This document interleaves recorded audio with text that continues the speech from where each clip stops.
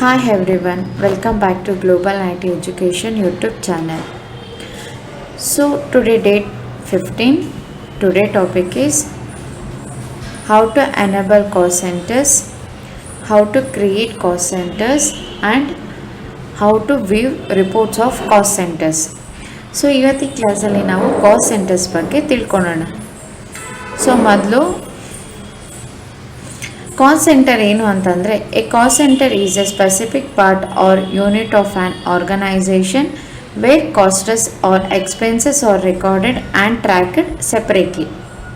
So cost centre ಏನು ಅಂತಂದರೆ just imagine Maruti private limited company ಒಂದು ಹೊಸಕೋಟೆ ಬ್ರ್ಯಾಂಚಲ್ಲಿದೆ, ಇನ್ನೊಂದು ಆ ಕಂಪನಿ ನೆಲಮಂಗಲ ಬ್ರ್ಯಾಂಚಲ್ಲಿದೆ ಅಂತ.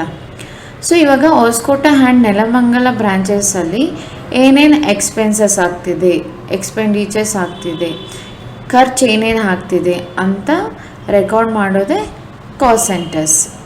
ಸೊ ಅದು ಹೇಗೆ ರೆಕಾರ್ಡ್ ಮಾಡೋದು ಅಥವಾ ಹೇಗೆ ಕ್ರಿಯೇಟ್ ಮಾಡೋದು, ಹೇಗೆ ಫಸ್ಟ್ ಎನೇಬಲ್ ಮಾಡ್ಕೊಬೇಕು ಕಾಸ್ಟ್ ಸೆಂಟರ್ಸ್ನ ಅಂತ ಇವತ್ತಿನ ಕ್ಲಾಸಲ್ಲಿ ತಿಳ್ಕೊಳ್ಳೋಣ.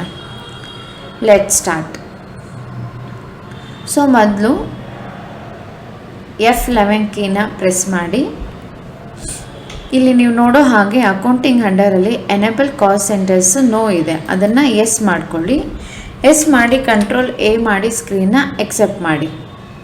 ಸೊ ನೆಕ್ಸ್ಟು ಅಂಡರ್ ಮಾಸ್ಟರ್ಸಲ್ಲಿ ಕ್ರಿಯೇಟ್ನ ಸೆಲೆಕ್ಟ್ ಮಾಡ್ಕೊಳ್ಳಿ. ನೆಕ್ಸ್ಟ್ ಅಂಡರ್ ಅಕೌಂಟಿಂಗ್ ಮಾಸ್ಟರ್ಸಲ್ಲಿ ನೋಡಬಹುದು ಕಾಸ್ಟ್ ಸೆಂಟರ್ಸ್ ಅನ್ನೋ ಫ್ಯೂಚರ್ ಎನೇಬಲ್ ಆಗಿದೆ. ಸೊ ಸೆಲೆಕ್ಟ್ ಮಾಡ್ಕೊಳ್ಳಿ. Cost centre creation screen available ಆಗಿದೆ. ಸೊ ಇವಾಗ ನಾವು ಇಲ್ಲಿ ಮಾರುತಿ ಪ್ರೈವೇಟ್ ಲಿಮಿಟೆಡ್ ಕಂಪನಿದು ಯಾವುದ್ಯಾವುದು ಬ್ರ್ಯಾಂಚ್ ಇದೆಯೋ ಆ ನೇಮಲ್ಲಿ ಕ್ರಿಯೇಟ್ ಮಾಡಬೇಕು. ಸೊ ಫಸ್ಟ್ ನಾನು ಹೊಸಕೋಟೆ ಬ್ರ್ಯಾಂಚ್ ಅಂತ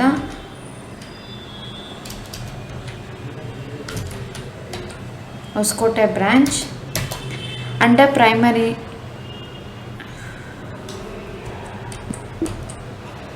ಸೊ ಕಾಸ್ಟ್ ಸೆಂಟರ್ನ ಸೆಲೆಕ್ಟ್ ಮಾಡ್ಕೊಳ್ಳಿ.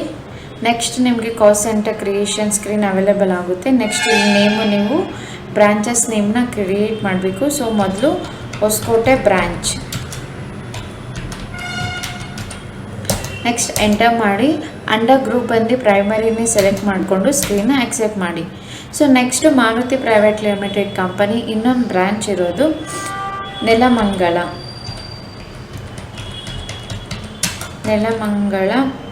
ಬ್ರ್ಯಾಂಚ್ ನೇಮ್ ಅಂತ ಎಂಟರ್ ಮಾಡಿ. ನೆಕ್ಸ್ಟ್ ಅಂಡರ್ ಗ್ರೂಪ್ ಪ್ರೈಮರಿನೇ ಸೆಲೆಕ್ಟ್ ಮಾಡಿಕೊಂಡು ಸ್ಕ್ರೀನ್ನ ಎಕ್ಸೆಪ್ಟ್ ಮಾಡಿ.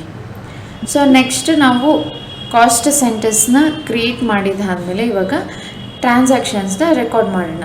ಸೊ 100 ಟ್ರಾನ್ಸಾಕ್ಷನ್ಸಲ್ಲಿ ಮೊದಲು ಓಚಸ್ನ ಸೆಲೆಕ್ಟ್ ಮಾಡ್ಕೊಳ್ಳಿ. ಸೊ ಕ್ವಶನ್ ಏನು ಅಂದರೆ rent paid of ₹25,000 on cash to XYZ company ಅಂತ ಇದೆ. ಅಂದರೆ ಮಾರುತಿ ಪ್ರೈವೇಟ್ ಲಿಮಿಟೆಡ್ ಅವ್ರ ಆಫೀಸ್ ರೆಂಟನ್ನು ಪೇ ಮಾಡ್ತಾ ಇದ್ದಾರೆ. ಸೊ ಮೊದಲು F5 ಪೇಮೆಂಟ್ ಓಚನ್ನು ಸೆಲೆಕ್ಟ್ ಮಾಡ್ಕೊಳ್ಳಿ. Next F2 date on 5th April. So debtor ಇಲ್ಲಿ ಇವಾಗ ಪೇಮೆಂಟ್ ಮಾಡ್ತಿರೋದ್ರಿಂದ ರೆಂಟ್ ಅಕೌಂಟ್ ಸೆಲೆಕ್ಟ್ ಮಾಡ್ಕೊಳ್ಳಿ. ನೆಕ್ಸ್ಟ್ 25,000. ಸೊ ರೆಂಟ್ ಅಕೌಂಟ್ ಅಂತ ಸೆಲೆಕ್ಟ್ ಮಾಡ್ಕೊಂಡು 25,000 ಹಾಕಿದ್ಮೇಲೆ ನಮಗೆ ಕಾಸ್ಟ್ ಅಲೋಕೇಶನ್ ಸ್ಕ್ರೀನ್ ಅಂತ ಅವೈಲೇಬಲ್ ಆಗಿದೆ. ಸೊ ಇಲ್ಲಿ ಏನಿದೆ ನೇಮ್ ಆಫ್ ಕಾಸ್ಟ್ ಸೆಂಟರ್ ಅಂದರೆ ನಮ್ಮದು Maruti private limited company 2 branch ಇದೆಯಲ್ವಾ, ಒಂದು ಹೊಸಕೋಟೆ ಇನ್ನೊಂದು ನೆಲಮಂಗಲ. ಸೊ ಆ ಅಮೌಂಟು ಎಷ್ಟೆಷ್ಟು ಆಫೀಸ್ ರೆಂಟನ್ನು ಪೇ ಮಾಡ್ತಿದ್ದಾರೆ ಅಂತ ಇಲ್ಲಿ ಸೆಲೆಕ್ಟ್ ಮಾಡ್ಕೊಬೇಕು. ಮೊದಲು Hosakote branch 10,000 enter. Next Nelamangala branch 15,000 enter ಮಾಡಿ. ಮತ್ತು ಕ್ರೆಡಿಟ್ ಕ್ಯಾಶ್ ಅಕೌಂಟ್ ಸೆಲೆಕ್ಟ್ ಮಾಡ್ಕೊಳ್ಳಿ. ನೆಕ್ಸ್ಟ್ 25,000 ಸ್ಕ್ರೀನ್ನ ಆಕ್ಸೆಪ್ಟ್ ಮಾಡಿ. ಸೊ ಇದೇ ಥರ ಇನ್ನೂ ಒಂದು ಕ್ವಶನ್ ಟ್ರಾನ್ಸಾಕ್ಷನ್ಸ್ ರೆಕಾರ್ಡ್ ಮಾಡೋಣ. Salary paid to employees. So ಇದು ಸ್ಯಾಲ್ರಿನ ಪೇ ಮಾಡ್ತಿದ್ದಾರೆ ಬ್ರ್ಯಾಂಚ್ ವೈಸು. ಸೊ ಹೇಗೆ ರೆಕಾರ್ಡ್ ಮಾಡೋದು ಅಂತ ತಿಳ್ಕೊಳ್ಳೋಣ.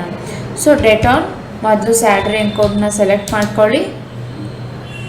50,000 enter.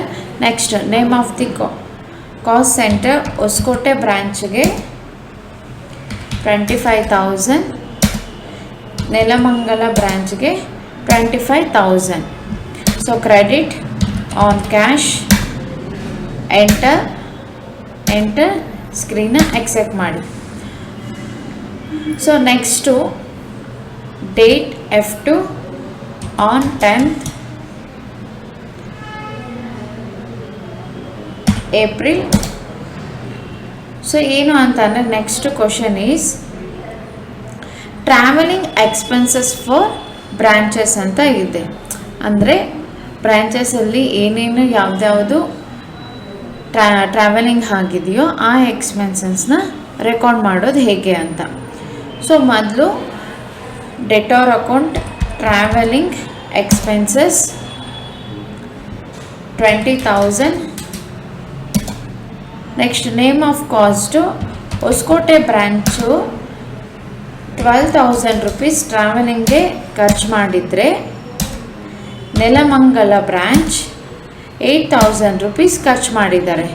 So credit on HDFC bank account,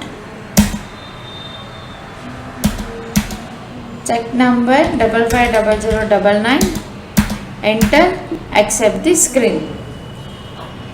so ಈ ಥರ ಒಂದೊಂದು ಬ್ರ್ಯಾಂಚಲ್ಲಿ ಎಷ್ಟೆಷ್ಟು ಅಮೌಂಟು ಖರ್ಚಾಗಿದೆ ಅಂತ ನೋಡೋದು ಅಥವಾ ರೆಕಾರ್ಡ್ ಮಾಡೋದು ತಿಳ್ಕೊಂಡಿದ್ದೀವಿ. ಇವಾಗ ವೋಚರ್ಸ್ನ ಹೇಗೆ ರೆಕಾರ್ಡ್ ಮಾಡಬೇಕು ಅಂತ. ನಾವು we are going to view reports of cost centres.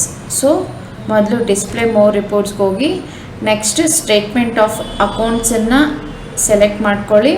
ಇಲ್ಲಿ ನೀವು ನೋಡ್ಬೋದು ಕಾಸ್ಟ್ ಸೆಂಟರ್ಸ್ ಅಂತ ಇದೆ, ಅದನ್ನು ಸೆಲೆಕ್ಟ್ ಮಾಡ್ಕೊಳ್ಳಿ. ಇವಾಗ ನೀವು ನೋಡ್ಬೋದು ಇಲ್ಲಿ ನಿಮಗೆ ಆಪ್ಷನ್ 4 ಇದೆ. ಕಾಸ್ಟ್ ಸೆಂಟರ್ ಸಮ್ಮರಿ ನೋಡ್ಬೋದು, ಕಾಸ್ಟ್ ಸೆಂಟರ್ ಬ್ರೇಕಪ್ ನೋಡ್ಬೋದು, ledger breakup or group breakup. ಮೊದಲು ನಾವು ಕಾಸ್ಟ್ ಸೆಂಟರ್ ಸಮ್ಮರಿ ನೋಡೋಣ. ಸೊ ಬ್ರ್ಯಾಂಚ್ ವೈಸ್ ಅವರೇ ಕೊಟ್ಟಿದ್ದಾರೆ. ಹೊಸಕೋಟೆ ಬ್ರ್ಯಾಂಚಲ್ಲಿ ಎಷ್ಟು ಖರ್ಚಾಗಿದೆ, ನೆಲಮಂಗಲ ಬ್ರ್ಯಾಂಚಲ್ಲಿ ಎಷ್ಟು ಖರ್ಚಾಗಿದೆ ಅಂತ.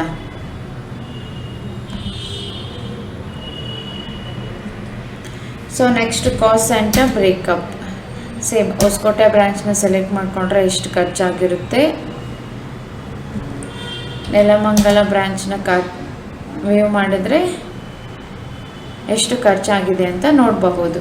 ಸೊ ಇದೇ ಥರನೇ ಕಾಸ್ಟ್ ಸೆಂಟರ್ಸ್ನ ನೋಡಬಹುದು. ಏನು ಮೇನ್ ರೀಸನ್ ಕಾಸ್ಟ್ ಸೆಂಟರ್ ಮಾಡೋದಕ್ಕೆ ಅಂತಂದರೆ ಒಂದೇ ಕಂಪನಿದು 2-3 ಬ್ರ್ಯಾಂಚಸ್ ಇದೆ. ಆ ಬ್ರ್ಯಾಂಚಸಲ್ಲೆಲ್ಲ ಎಷ್ಟು ಎಕ್ಸ್ಪೆಂಡಿಚರ್ಸ್ ಆಗಿದೆ ಅಂತ ತಿಳ್ಕೊಳೋದಕ್ಕೆ ನಾವು ಕಾಸ್ಟ್ ಸೆಂಟರ್ಸ್ನ ರೆಕಾರ್ಡ್ ಮಾಡ್ತೀವಿ. ಸೊ ಇವತ್ತಿನ ಕ್ಲಾಸ್ ನಿಮಗೆ ಅರ್ಥ ಆಗಿದೆ ಅಂತ ಅಂದ್ಕೊಂಡಿದ್ದೀನಿ. ಅರ್ಥ ಆಗಿದ್ದರೆ ವಿಡಿಯೋಗೆ ಲೈಕ್ ಮಾಡಿ, ಕಮೆಂಟ್ ಮಾಡಿ, ಹಾಗೆ ನಿಮ್ಮ ಫ್ರೆಂಡ್ಸ್ಗೂ ಸಹ ಶೇರ್ ಮಾಡಿ. ಹೆಚ್ಚಿನ ಟ್ಯಾಲಿ ವಿಡಿಯೋಸ್ಗಾಗಿ ಗ್ಲೋಬಲ್ IT ಎಜುಕೇಷನ್ ಯೂಟ್ಯೂಬ್ ಚಾನಲ್ನ ಸಬ್ಸ್ಕ್ರೈಬ್ ಮಾಡ್ಕೊಳ್ಳಿ. Thank you.